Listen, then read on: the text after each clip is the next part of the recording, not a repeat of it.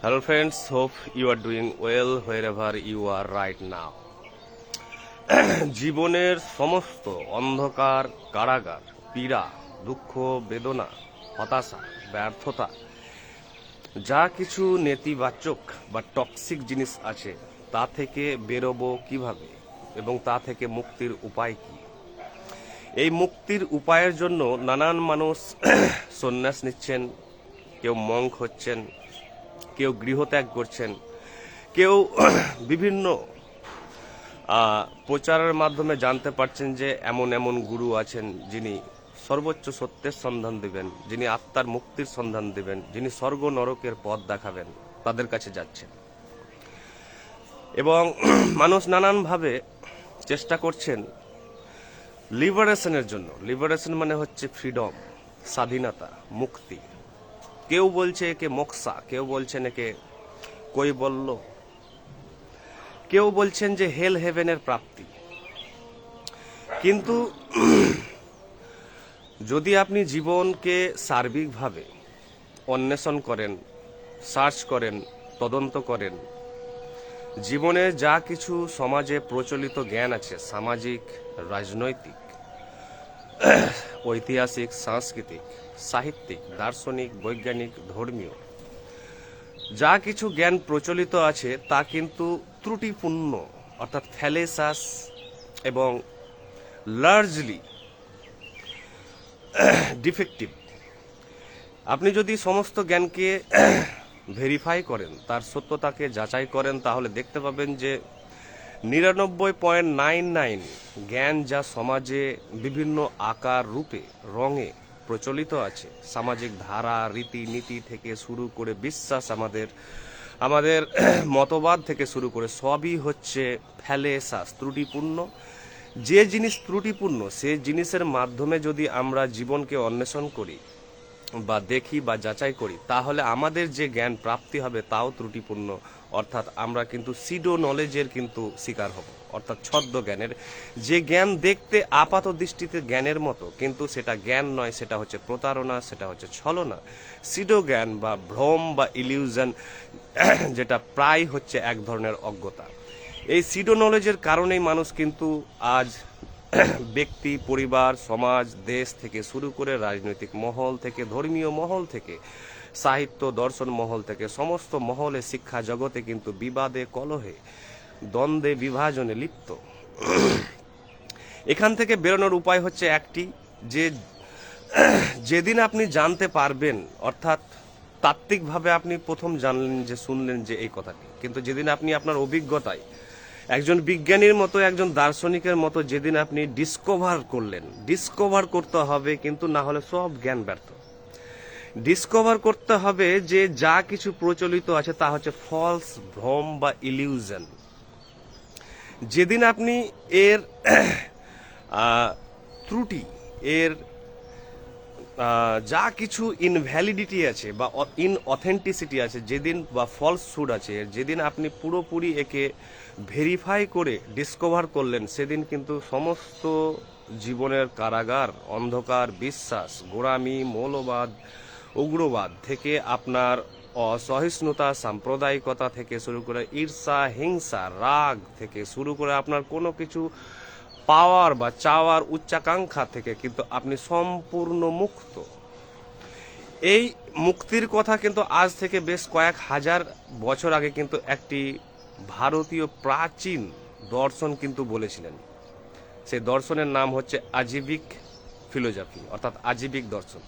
আমি কোনো দর্শন বা বিজ্ঞান বা কোনো বইয়ের নাম বলছি না। আমরা জ্ঞান, বিজ্ঞান হোক বা দর্শন হোক, আমরা শুধু ভাবি যে এগুলো তাত্ত্বিক কথা। তাত্ত্বিক কথা নয়, এগুলোও কারো অভিজ্ঞতায় এসেছিল কোনো এক সময়ে, তারাও ডিসকভার করেছিলেন।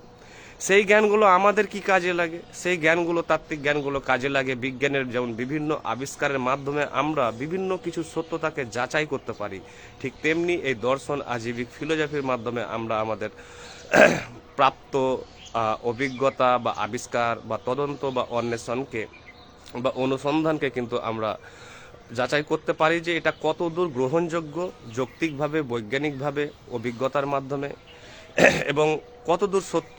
তাই আজীবিক ফিলোসফি ভারতের একটি প্রাচীন দর্শন, যে দর্শন কিন্তু মারাত্মক দর্শন, খুব প্রভাবশালী দর্শন, কিন্তু দুর্ভাগ্যবশত ভারতে কিন্তু আজীবিক দর্শন সম্পর্কে অনেকেই জানেন না। এর কারণ হচ্ছে যে ভারতবর্ষে বিভিন্ন ধর্মীয় গোড়ামের ফলে মানুষ সস্তা জিনিসকে বেশিভাবে প্রচার করেছে, যার ফলে যেগুলো পিওর সত্য ছিল, যেগুলো পিওর দর্শন ছিল, সেগুলো কিন্তু চাপা পড়ে গিয়েছে, অর্থাৎ সেগুলো কিন্তু ব্যাকগ্রাউন্ডে চলে গেছে।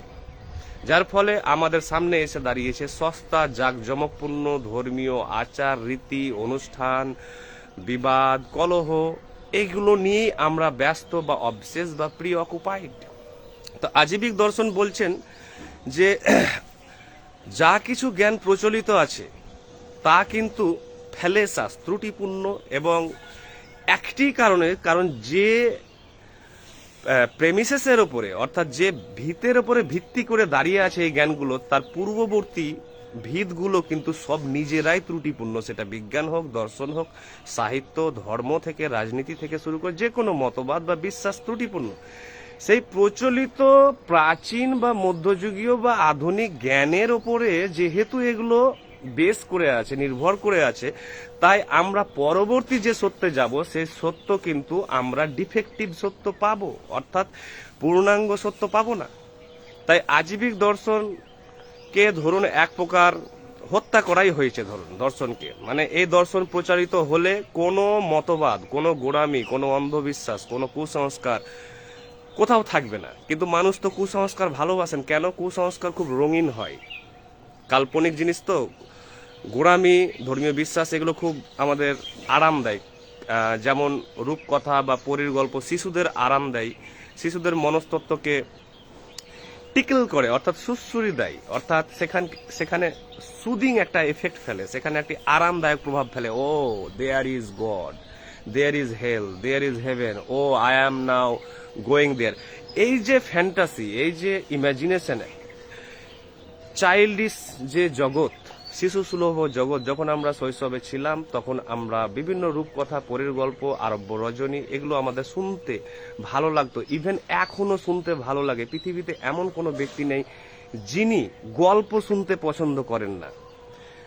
তো গল্প শুনতে পছন্দ করেন এই কারণে, কারণ গল্পের মাধ্যমে আমরা অনেক কিছু ডিসকভার করতে পারি, আমাদের কিছু নান্দনিক বিনোদন হয়, আমরা অনেক জগতের সন্ধান পাই। তাই এই আজীবিক দর্শন যেহেতু পিওর ফিলোসফি এবং নগ্ন সত্য, তাই এই দর্শন প্রচারিত হয়নি। যেহেতু গোঁড়ামি, অন্ধবিশ্বাস, জাতপাতগুলো এতটা চর্চিত হয় সমাজে এবং রাজনৈতিক মহলে, যে পিওর যে ডায়মন্ডগুলো ছিল, অর্থাৎ পিওর যে সোনা বা হীরাগুলো ছিল, সেগুলো কিন্তু আমাদের দৃষ্টির বাইরেই থেকে গিয়েছে। তাই জীবনের সর্বোচ্চ জ্ঞান হচ্ছে এটাই, যে আমি যেদিন জানতে পারবো, যেমন সক্রেটিস বলছেন যে today I have come to know that I know nothing, আজ আমি জানতে পারলাম যে আমি কিছুই জানি না।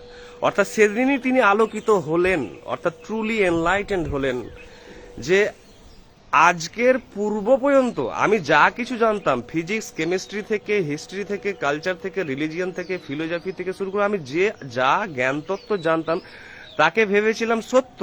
কিন্তু সেই জ্ঞান যে বাস্তবে ছদ্ম জ্ঞান, সিডো নলেজ, সেটা আজ আমি আবিষ্কার করলাম, জানতে পারলাম যে সমস্ত জ্ঞানই হচ্ছে ইনঅথেন্টিক, সমস্ত জ্ঞানই হচ্ছে ফ্যালেসাস এবং ফলস। কিন্তু সেই জ্ঞানেই আমি কিন্তু গর্বিত ছিলাম, আমার অহংকার, আমার পরিচয়, আমার আমার সফলতা, আমার সমস্ত আইডেন্টিটি নির্ভর করেছিল বলে আমি কিন্তু সেই আত্মভ্রমে হারিয়ে গিয়েছিলাম, অর্থাৎ সেলফ ডিলিউশনে। কিন্তু আজ আমি সমস্ত ভ্রম থেকে বেরিয়ে দেখলাম যে সমস্ত জ্ঞানই হচ্ছে কিন্তু ইনঅথেন্টিক, অর্থাৎ এই জ্ঞানগুলোই হচ্ছে আমার জীবনের অন্ধকার, কারাগার, গোড়ামি, অস্থিরতা, আমার দুঃখ, বেদনা, হতাশার কারণ। যেদিন আমি জানতে পারলাম সেদিন আমি প্রকৃত আলোকিত হলাম। তাই জীবনের সর্বশেষ যাত্রা হচ্ছে যে যা কিছু আছে আমি যেদিন আবিষ্কার করব, ধীরে ধীরে, গ্র্যাজুয়ালি হবে, হঠাৎ হবে না, ধীরে ধীরে আবিষ্কার করব যে প্রত্যেকটি জ্ঞান দাঁড়িয়ে আছে তার পূর্ববর্তী প্রেমিসেসের ওপরে, যে প্রেমিসেসগুলো হচ্ছে সম্পূর্ণ ত্রুটিপূর্ণ।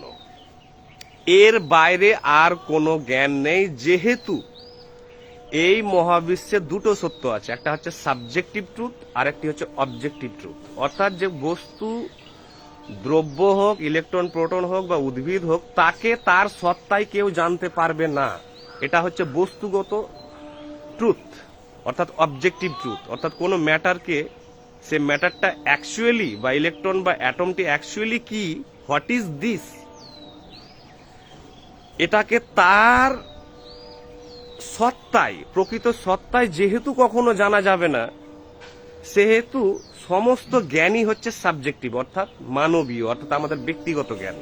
আমরা ভাবছি, আর আমাদের সমস্ত ভাবনা, অর্থাৎ আমাদের যা কিছু চিন্তন, জ্ঞান, ধারণা, উপলব্ধি, অন্তর্দৃষ্টি, যা কিছু আছে, বিশ্বাস, তা কিন্তু আমাদের ব্যক্তিগত সংস্কৃতি, ধর্ম, লালন পালন, শিক্ষা, আমাদের পছন্দ অপছন্দ, আমাদের গোঁড়ামি, আমাদের সাম্প্রদায়িকতার উপরে ভিত্তি করে দাঁড়িয়ে আছে। অর্থাৎ আমাদের ব্যক্তিগত সত্য, যে সত্য আমার কাছে সত্য, কিন্তু বাস্তবে ওটা সত্য নয়, কারণ সেটা তার হচ্ছে কনস্ট্রাকশন, তার নির্মাণ। অর্থাৎ সে নিজে থেকে তার পছন্দ অপছন্দ অনুযায়ী সে জগৎ সৃষ্টি করেছে।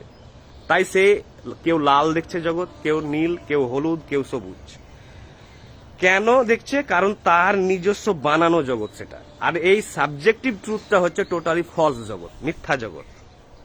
তাই এই জগতে কোনো জ্ঞানেরই সম্ভাবনা নেই। শুধু জ্ঞান একটি হতে হবে, যে আমাকে যা শেখানো হয়েছে সারা লাইফে, শিক্ষা দীক্ষা থেকে শুরু করে সমস্ত সামাজিক, রাজনৈতিক, পারিবারিক প্ল্যাটফর্মের মাধ্যমে, তা কিন্তু সম্পূর্ণ ফ্যালেসাস।